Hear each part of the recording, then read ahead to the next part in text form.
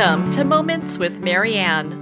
This is your host, Marianne Pastana, and we're here today with special guest, Tess Whitehurst, who's here to share with us her new book, The Self-Love Superpower, The Magical Art of Approving of Yourself, No Matter What. So Tess is an intuitive counselor, energy worker, feng shui consultant, and speaker. She has appeared on the Bravo's TV show Flipped Out, and her writings have been featured in places like Writer's Digest, Llewellyn's Annuals, and Spirit and Destiny magazine. So let's welcome to the show, Tess Whitehurst. Thank you, Marianne. I'm delighted to be here. What an honor it is to have you here and to talk about your new book. What inspired you to write this? Oh, that's a great question. I feel like self-love is just such a key, just an ongoing key for those of us on the spiritual path, a portal into greater joy, greater empowerment, just waking up in the morning and feeling excited and happy to be who you are. It's so inherent. So I felt like it would be just a gift to give myself, but also to offer to everyone, because I want everyone to love themselves more. And I also want to love myself more and more. The thing about love is that love is infinite. So you can continually deepen your love and approval of yourself. And the more you do, the better you feel. So I guess that's the way I would say that I was inspired to write this book. Well, we hear self-love all the time. So what does that really mean? Yeah, so I think there is a lot of confusion about self-love. It is not the same as self-esteem. Self-esteem is different than self-love and self-compassion, because esteem, and it's great too. I don't mean to minimize self-esteem, but like the word esteem means you have a high opinion of, where love and compassion are different than that. You know, if you love someone, it's different than having esteem for them. They may coincide. But with self-love, it is that same quality as if you think about your cat or your dog or your child or your partner or your parent or someone who it's really easy for you to love. It's not, you don't love them because they're so great at everything, because they always know just what to say, and they succeed all the time, and they never forget things. You know, it's not why you love them. Love is not that.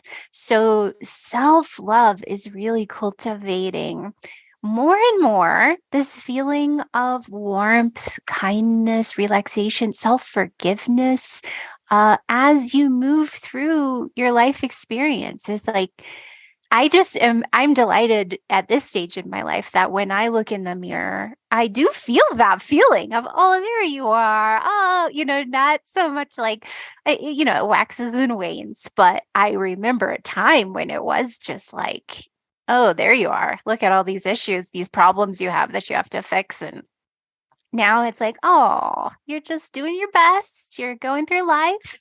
And it cannot be overstated how wonderful that is to have yourself, to look in the mirror, to look at your body, to place your hands on your heart and your belly and just continually offer yourself support. It's priceless. So when we talk about self-love, I know so many people have this chronic way of berating themselves, of being in this negative thought process. So how do they make that leap to even being kind to themselves and loving to themselves? So it's a shift. I think it's so interesting now that we know about neuroplasticity, because we can actually have a concept of what is happening as we change those habits. But one of the things I talk about in the book is that when you are listening to the voice in your head, so let's say the voice, I tell a story in the book about a time when I was around 20 years old, when I was so in my head and I was just insulting myself over and over and over, just really the spiral of negative self-talk. And then I would try to argue with myself in my mind.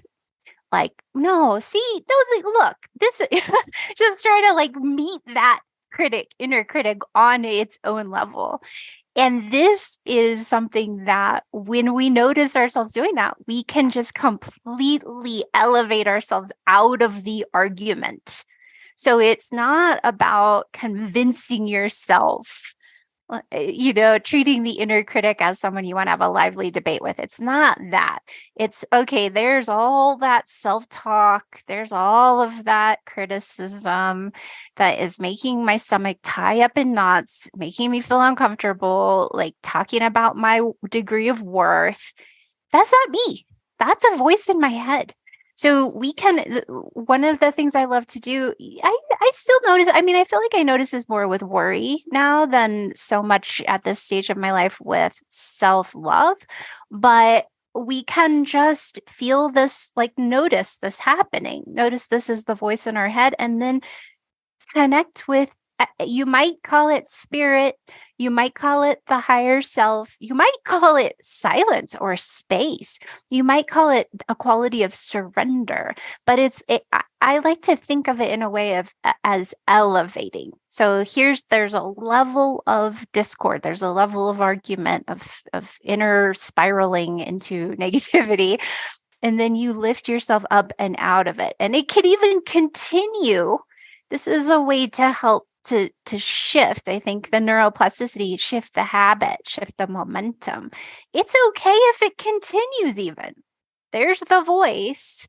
I think about, I really like Michael Singer talks about this in the Untethered Soul and in the Surrender Experiment, that he really, I think, does a great job of kind of explaining this dynamic of there's a voice in your head that narrates things, but that isn't you. So the minute you remember that's not you, it's like you get to connect with who you really are, which is the consciousness in which all of that arises.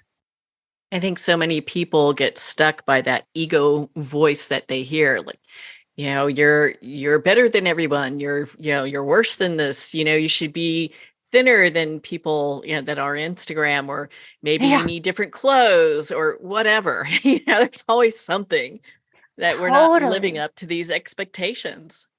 Yeah. And, humans are social creatures and we are aware of status. Like these are things about being the creature, the animal that we are. So we will compare. We'll judge. But so I think it is so helpful. It's just such a key to always remember. It's not about stopping the inner monologue. It's about removing identification with it so you're not caught up in it. And that place I have found, you have probably found when you have had this experience, when you elevate yourself or take yourself out of the argument, let it keep going on if it wants to, but remembering it's not you, there is a quality of love there.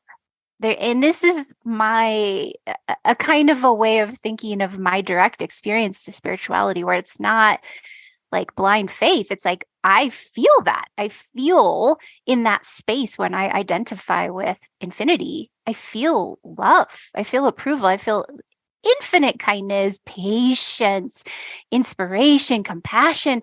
Sometimes it's more accessible to than others, but on this spiritual path, this is our practice, is again and again remembering to identify with that space consciousness. And then I find that it flows in to all of the details of my life. It's like when you identify with that consciousness, the openness, the silence, the space, then more blessings flow in. It just feels like doors of possibility open, pleasure, mindfulness, connection. It's like you feel safe enough to open your heart. So then you feel like you could trust people. So then you feel like you can connect deeply with people. It's like a big chain reaction of blessings. So, what are some ways that we can start being kind to ourselves? Some like little baby steps we can take? So I really love the work of Dr. Kristen Neff. She wrote Self-Compassion, The Proven Power of Being Kind to Yourself. And I talk about that in my book, The Self-Love Superpower. I like how this is science. I love when science and spirituality merge, but I love how she's actually demonstrated that this works, this mindfulness practice of self-compassion, which is to like if you notice that you're rushing around. I mean, this is like just such a mild form of suffering, right? But if you feel disconnected, just to give an example that's mild, because it doesn't have to be severe. But let's say you feel disconnected from yourself, from your life, because you're rushing around, you're trying to get ahead of everything, you feel overwhelmed. You can notice this. You can stop, take a breath, and this is a part of the mindfulness practice. Place one hand on your heart and one hand on your belly, or both hands on your heart, both hands on your belly, whatever feels best to you. Take a breath, send yourself love. So this is also, she talks about in the book, proven to increase the oxytocin, which is that hormone that we feel when we cuddle, that love hormone, the warm fuzzies. So send yourself love. And in her affirmation, which you can change or just have your own variation of, is this is a moment of suffering. So you acknowledge it. You kind of like acknowledge, I'm suffering. I'm rushing around. I feel overwhelmed. Suffering is a part of life. So we're remembering this is everybody. This is not just me. This is everybody has this. I think this is one of the things with Instagram and Facebook too. It's like we get this idea, oh, see, everyone else is always happy and everything works out for them all the time. And they're never feeling disconnected. They're never having negative self-talk. It's just not true. Everyone does. So suffering is a part of life. May I be kind to myself in this moment. May I give myself the compassion I need. So kindness, just kindness. What does that mean to you? Compassion. Having that sense of unconditional positive regard for yourself. And at first, it might feel silly. I mean, I have been doing stuff like this. I've been interested in spirituality and spiritual practices since high school. So this does not feel silly to me. You probably doesn't feel silly to you either. But I can imagine that there are people for whom it feels silly. Hey, just try it. Let it be an experiment. This is how I feel about spiritual work. Try it out, see what happens. Why not? You can always throw it out later, but it does. I have had the experience. Many people have had the experience. Things like this bring you peace. So that's valuable. It's worth it. It's worth it to maybe feel silly for a minute or to move out of your comfort zone as far as how you speak to yourself. But over time, I mean, there's immediate relief that comes from choosing to have kindness for yourself in the moment. But there's also, over time, you get in the habit of it and things become, you feel easier about things, because often, the way we think about things, the way we talk to ourselves about things is the worst part of it. The actual experience of life is just what it is. But our feelings toward ourselves, the ways that we beat ourselves up or the labels we put on ourselves, that's often the most uncomfortable part of our experience. So to really proactively choose to be kind to yourself, to have unconditional positive regard for yourself, is a huge deal. And when I was just saying that, I got the sense that some people in the audience might be thinking, well, if I'm kind to myself all the time, then I'll never improve. And this is absolutely untrue. It's the opposite is true, actually. I have had the experience of teaching children for many years. Before I was an author, I taught dance and gymnastics to children. And I mean, it was just so obvious that when you are positive, when you tell children how great they're doing, it's so much easier to help encourage them to learn. than if you're just, telling them all the things they're doing wrong. It's like that is just discourage. It's the same with us. It's the same with the way we treat ourselves. If we can be like, hey, I see you, you're trying hard, I love you, look in the mirror and have this kind of feeling towards yourself, it just makes everything easier. I like that you have action steps within your book. And one I think that really stuck with me is making a compliment and criticism audit. So, why would our listeners do that?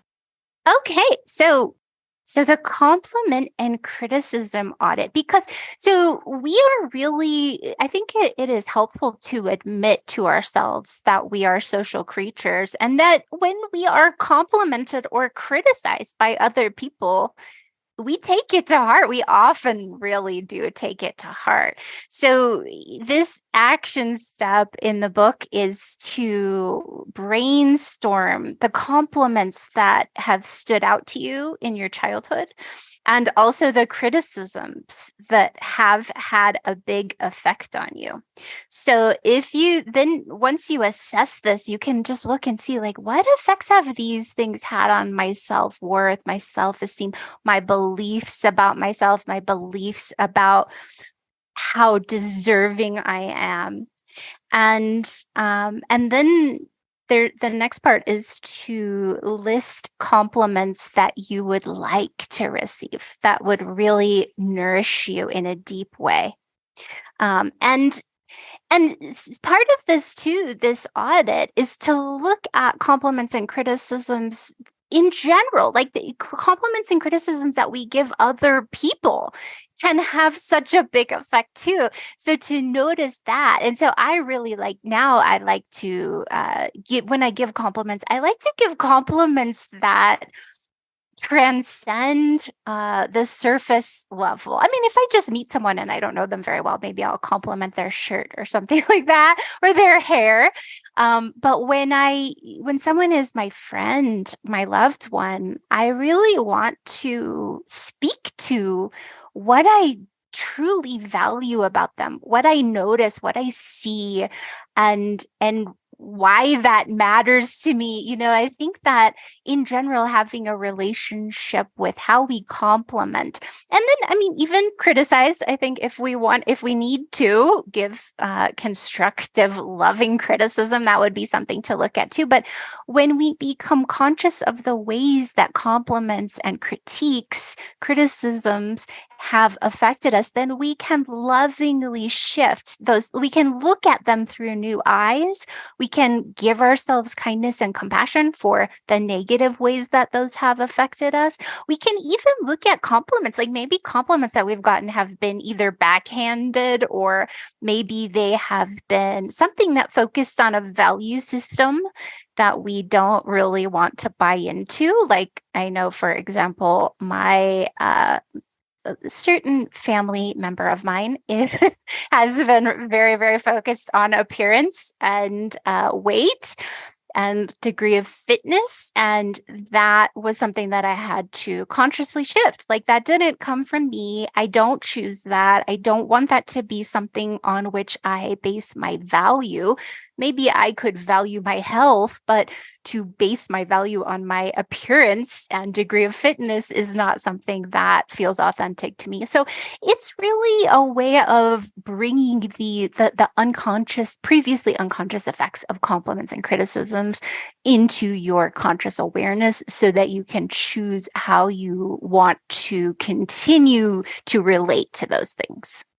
Well, thank you for taking the time to go through that. And one of the things that you also talk about in your book is energetic self care. And I think that that was such an important piece. And I'd love for you to explain that for our listeners. Yeah, so this is a practice, energetic self care, that I have done for many years, engaged in for many years. And if you're a spiritual person, someone interested in metaphysics, I just can't recommend it enough. This is so important for those of us who are attuned to the subtle realm. Now, let me just say before I talk about what it is, that if you are listening to this show, you almost certainly are attuned to the subtle realm. Otherwise, it would not be something that would appeal to you. This is those of us who love to meditate, to spend time in nature, to go into a spiritual bookstore, metaphysical bookstore, and wander around. These are people who are attuned to the subtle realm. Okay, so this is almost certainly you. So for those of us who are attuned to the subtle realm, it's important for us to take care of our energy field.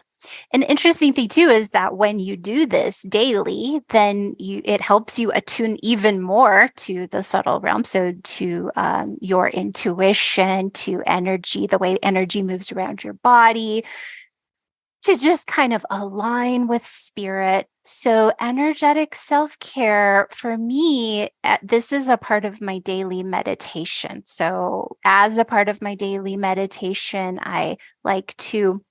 Personally, I like to work with angels. I ask Archangel Michael and Archangel Raphael to vacuum my energy field of any and all stuck or challenging energies and to fill and surround me with golden white light in which only love remains, through which only love may enter. So you might work with angels, you might just work with the divine, you might have another kind of way you like to speak to spirit in order to invoke this sort of energetic healing and protection.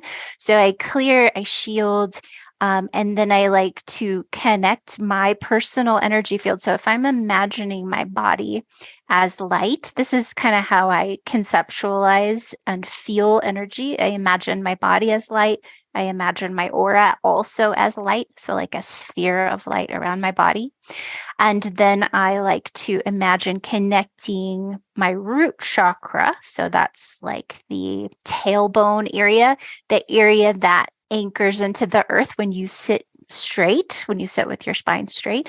So my root chakra, connecting that with a pillar of light. I imagine sending a pillar of light straight down into the earth, into the core of the earth, which I conceptualize as golden white light. And then anchor in. So it's like my roots are drinking in that light and pulling it up. So it just naturally moves up into my energy field.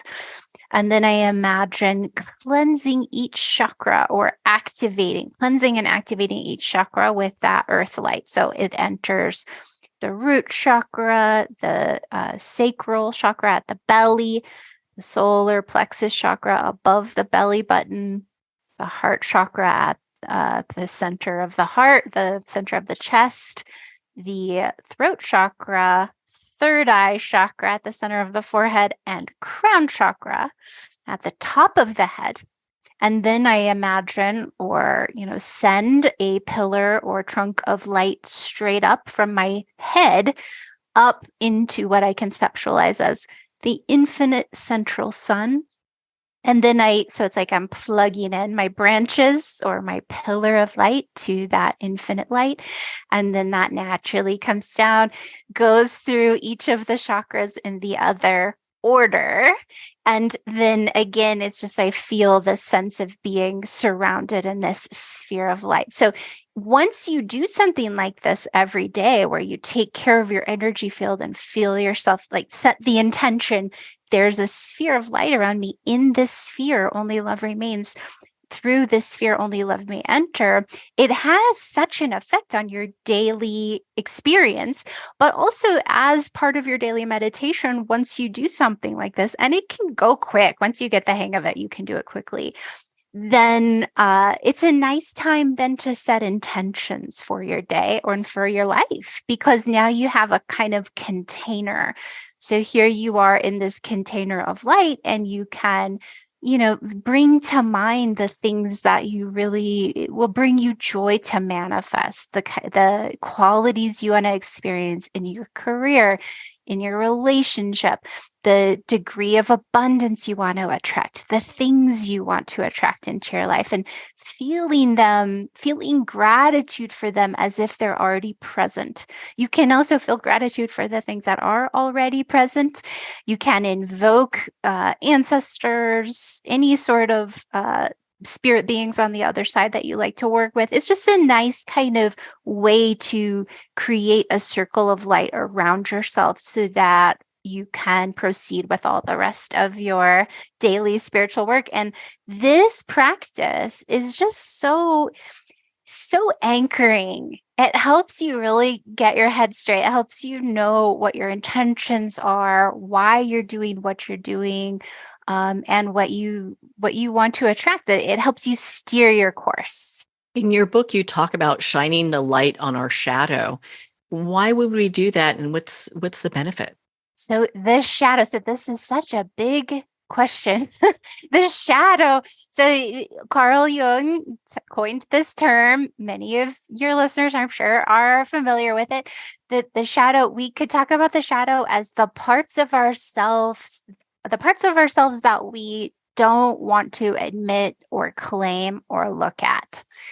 And the reason why this is so helpful for self-love is because it gets to that heart of when we do feel like our self-approval should be conditional. It goes into, no, you know what? I know that you have these aspects, and more learning. This is shining light on the shadows, more and more acknowledging, oh, this is something I'm ashamed of. This is someone I don't want to be. This is someone I'm afraid of being. These are qualities I just really don't want to admit. The more we can lovingly shine light on them, the more we can bring our power back. It's just another way to have compassion. It's like, we know that our partner, our any loved one, is not perfect. We know this. And we don't need them to be perfect in order to love them completely. It's like, we know they have secrets that they wouldn't want to share with anybody. It's not like we would disown them. We love them anyway. So letting ourselves be imperfect and letting the love encompass all of it. But it's also fun to look at your shadow because it can be like, sometimes it can be uncomfortable. Sometimes it can be fun though, because you can be like, wow, these are things that consistently bother me. Like if there's something that consistently annoys you in the external world, a type of, I don't know, behavior that someone else exhibits, or maybe there is a particular famous person that drives you crazy and you don't know why. Like when you look at these kinds of things, like, I don't know why that just drives me crazy. It's often because there's an unexamined piece of yourself. So it's something about you that you don't like. And so you kind of project that dislike onto whoever this is that drives you crazy. Sometimes it's jealousy. This is another way that it's fun. If this is the fun shadow exercise any of your listeners can do right this minute. If there's someone you don't know why, but you just feel so jealous of them. You know what? How about this? If you make a list, sit down, make a list, anyone you can think of who you're jealous of. And then it's so fascinating to look and see, do these people have anything in common? These, however many, maybe there's 3, maybe there's 2, maybe there's 7.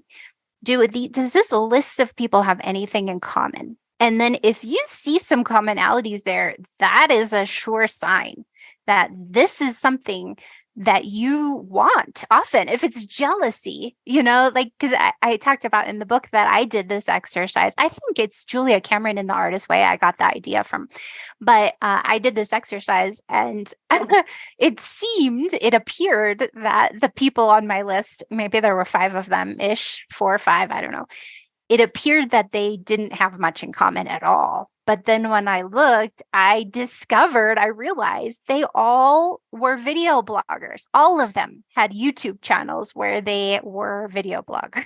And I was like, oh, I want a YouTube channel. I would like to do videos on YouTube. I didn't even realize, but yes, that is something I want. So this is an example of how shadow work can be fun because you are looking into the mystery of you and uncovering more of who you are.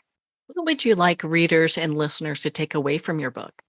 Well, certainly I would like for them to learn to love themselves, to get better and better at it, which is obvious because of the title. But I think another kind of message that I would like them to come away with is that it's ongoing and it's imperfect.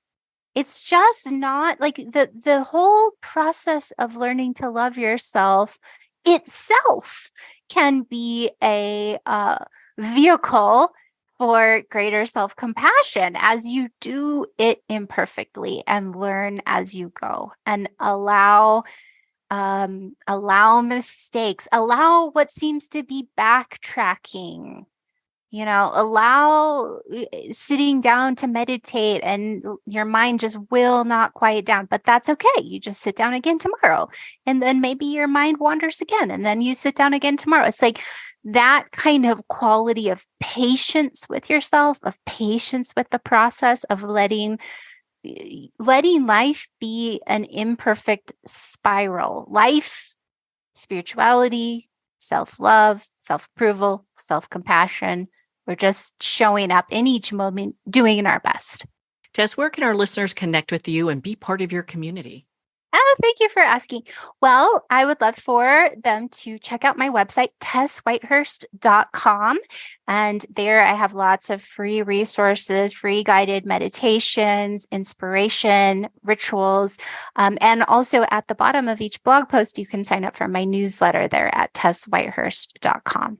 Well, Tess, thank you so much for taking the time to be on the show with us here today. It was truly my pleasure. Thank you so much, Marianne. Well, thank you, Tess. It's been such an honor to spend this time with you and to talk about your new book, The Self-Love Superpower, The Magical Art of Approving of Yourself, No Matter What. The Self-Love Superpower is available at Amazon, Barnes & Noble, and everywhere books are sold.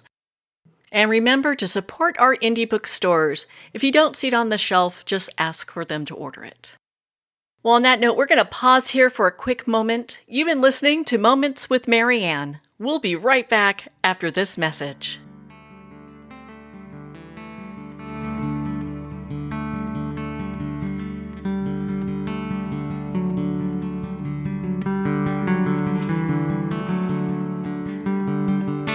I'd like to thank Jason Eastwood at Guitarfulness for sharing his inspiring music and talent with us. His music is known worldwide for cultivating atmospheres of harmony, inner peace, and clarity. Visit Jason's website at guitarfulness.com. Join his newsletter, be part of his community, and download his music.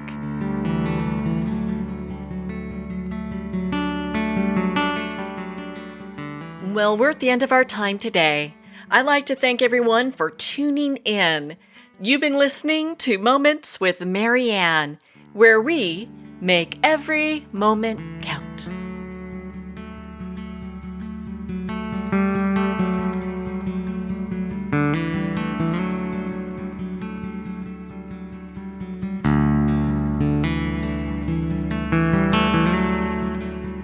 In a single moment, your life can change. Moments with Marianne is a transformative hour that covers an endless array of topics with the best of the best. Her guests are leaders in their fields, ranging from inspirational authors, top industry leaders, and business and spiritual entrepreneurs. Each guest is gifted and a true visionary, a recognized leader in her own work, and while teaching others to develop, refocus, and grow, Marianne will bring the best guest and sometimes a special surprise. Don't miss this. You never know just which moment will change your life forever. Make sure to tune in and visit momentswithmarianne.com for more information.